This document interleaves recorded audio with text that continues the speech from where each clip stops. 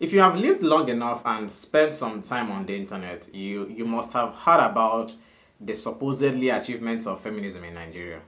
How the feminist movement gave women the right to go to school, and the right to own properties, and the right to vote, and countless other rights that women never had until feminists came to their rescue.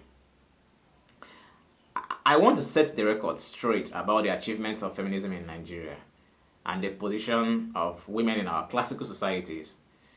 Uh, One thing I have noticed is that if you do not know the history of your own people, someone else will eventually tell it to you. And when they tell it to you, your ancestor somehow becomes the villain of every story. You will be told they did nothing right, that they built nothing worthwhile, and they created no institutions of value, and that they had no wisdom worth preserving. Also, that every good thing you enjoy today supposedly came from somewhere else. That kind of thinking eventually produces the self hate we see today, especially online. People who are constantly told that their forefathers were ignorant and oppressive and backwards will eventually begin to believe it. Now, let me be clear. Feminism may have achieved many things in many other parts of the world. I am not disputing that, though a lot of them are debatable anyway. But different societies faced different challenges and developed different solutions to their peculiar problems. But what I object to is the habit of taking the history of one part of the world and presenting it as the history of all mankind. The story that is often told online is simple. Before feminism, women had no rights. They could not work, they could not go to school, and they could not own property. That they had no influence in the society.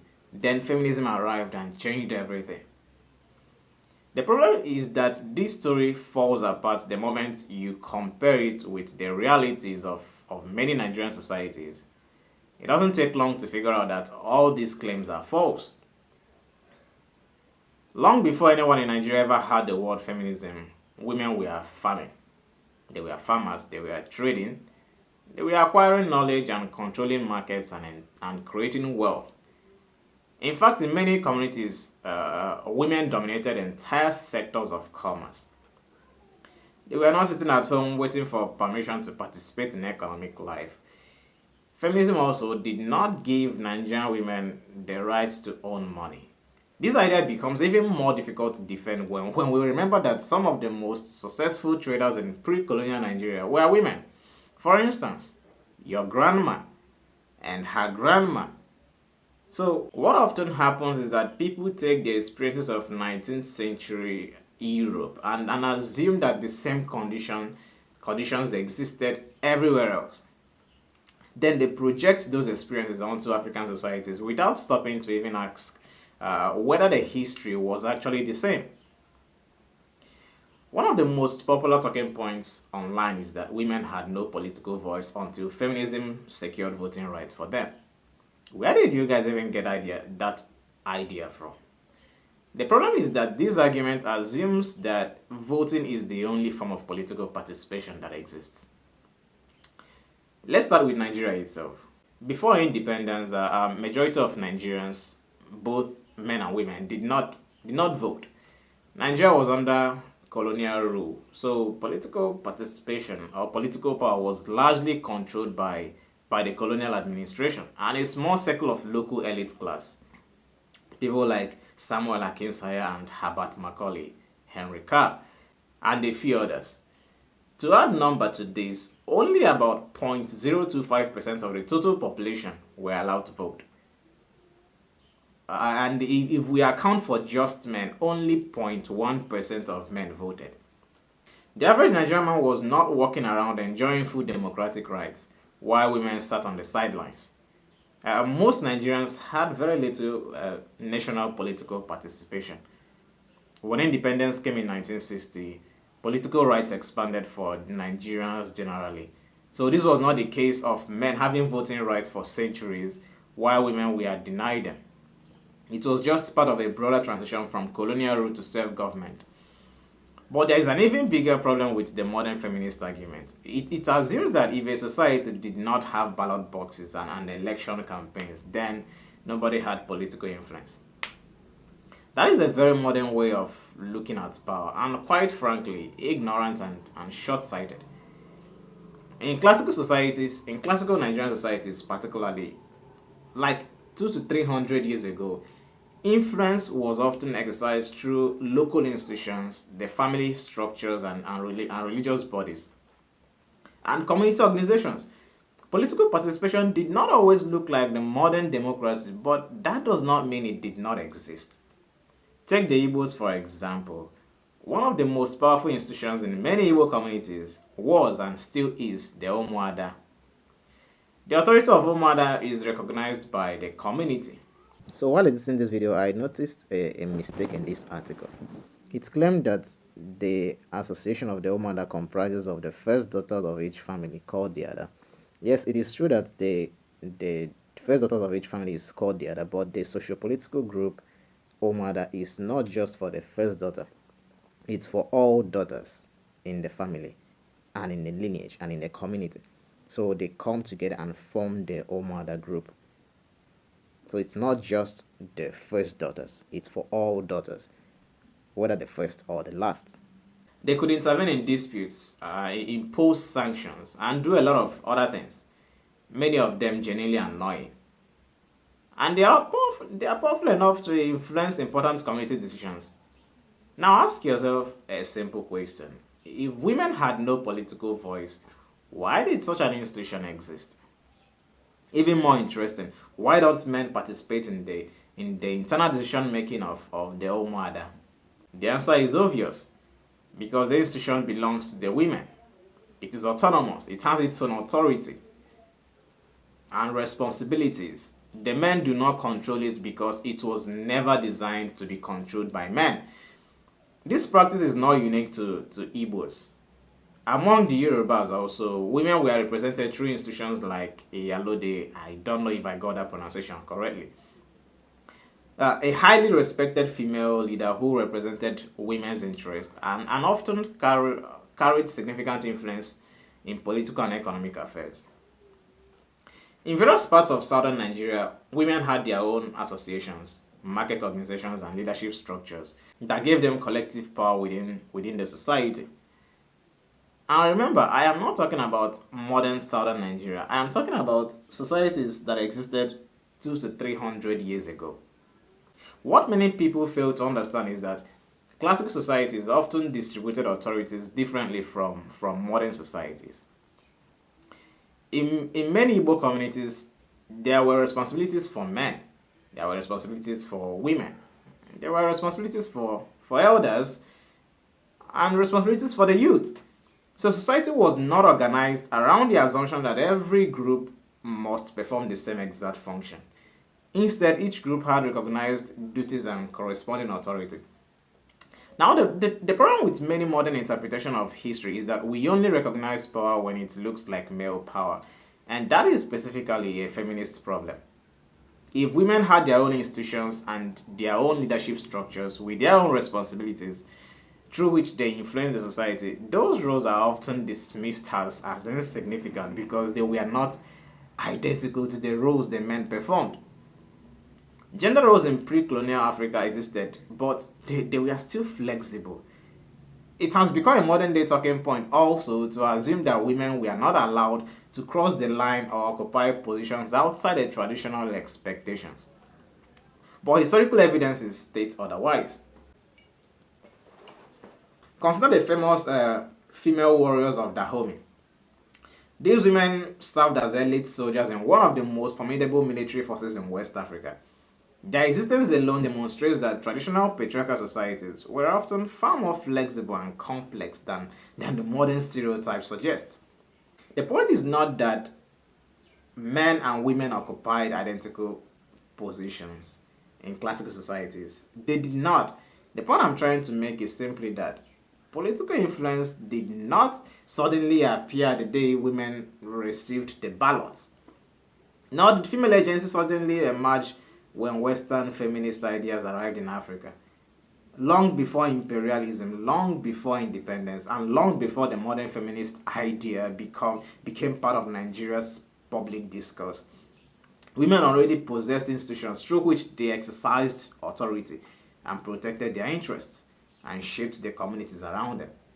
The ballot box is just one form of political power. It is not the only form. And if we ignore the institutions that women already control in our own classical societies, we end up telling an incomplete version of our history.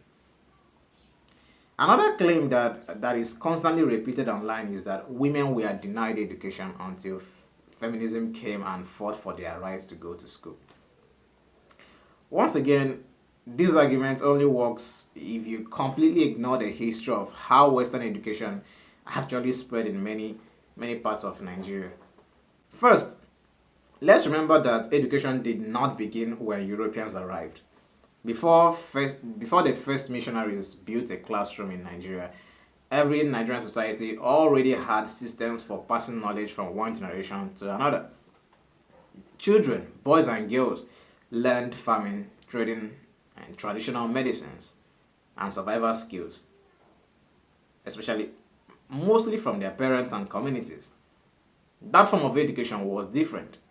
We stupidly call it informal education, but they were still education, at least by definition. What the missionaries introduced was Western style formal education. When the missionaries came to Igbo land, they quickly realized that women were at the core of family life. They understood that if they wanted to change social values and religious practices among the cultural Igbos, influencing girls would often be more effective than influencing boys. Educated girls would become wives and mothers and would shape the future generations. So, this is one of the reasons missionaries invested heavily in female education from the beginning. So, they built schools for girls even before considering that boys may also have wanted to go to school. And that is the part that the feminists don't like to say out loud, that girls started going to school in Igbo land before the boys. The missionaries understood that cultural change often enters the society through the family. They opposed the entire idea of polygamy, which was common in Igbo land, and wanted to replace it with Christian monogamy.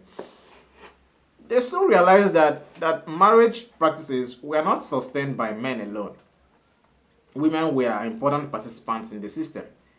Existing wives played a significant role in accepting and integrating additional wives into the family structure. So, if you wanted to change polygamy, one strategy was to educate young girls with different sets of values before they entered marriage.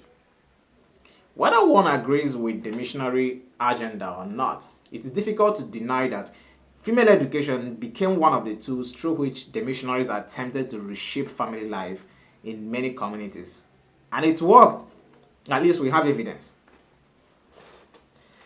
Ironically, one of the greatest obstacles to Western education in Nigeria in early years was not hostility towards girls attending schools, like they would want you to believe. It was skepticism towards schooling itself. Many parents simply did not see the value. Imagine being a farmer in the 19th century and your son could help on the farm, or he can learn a craft and meaningfully contribute directly to the family's livelihood immediately. Then a missionary arrives from somewhere and says the boy should spend hours sitting down and learning to read and write a foreign language. To many parents, that idea did not sound like a good investment because a child working on the farm produced immediate benefits. The one sitting in a classroom did not. So many families were reluctant to send their children to school, especially boys, because their labor was highly valued. In some communities, even the boys who attended school were mocked or viewed as wasting their time on something strange and foreign. Only later, when educated Africans began finding employment as teachers and interpreters and other professionals, the attitude towards education changed, at least begin to change. Once communities started seeing the practical benefit of Western education, the demand for schooling increased. Families then began sending more of their children to school, including boys who had previously been kept away because their labor was needed somewhere else. Over time, boys began to outnumber girls in many schools, but the reasons were often more complicated than the modern narrative suggests. Early marriage, pregnancy, and family obligations, and other factors frequently interrupted a girl's education. The important point is that this situation is very different from the claim that girls were simply prohibited from going to school because the society hated women. What we often find in history is something more practical and more human. Families were making decisions based on economics and needs and cultural expectations and their understanding of what would best secure the future of their household. This does not mean every girl had equal opportunity to go to school. It did not mean that individual obstacles did not exist, but it does challenge the simplistic story that women were universally denied education until feminism arrived to rescue them. Perhaps the most confusing claims made in modern discussions is the idea that women did not have the right to work until feminism arrived. When I hear this claim, I often wonder whether the people making it have actually thought about how human beings lived for most of history. We are talking about a world where food was not guaranteed, the next meal was not guaranteed, survival was not guaranteed, the next harvest was not guaranteed. Uh, in such a world, does it really make sense to imagine that half of the adult population simply sat at home and waited for the other half to provide everything? That is probably one of the most unrealistic assumptions anyone can make about the past. And honestly, it's an insult to the women who lived through those difficult periods. Women worked because survival required work, and entire families contributed because survival required work.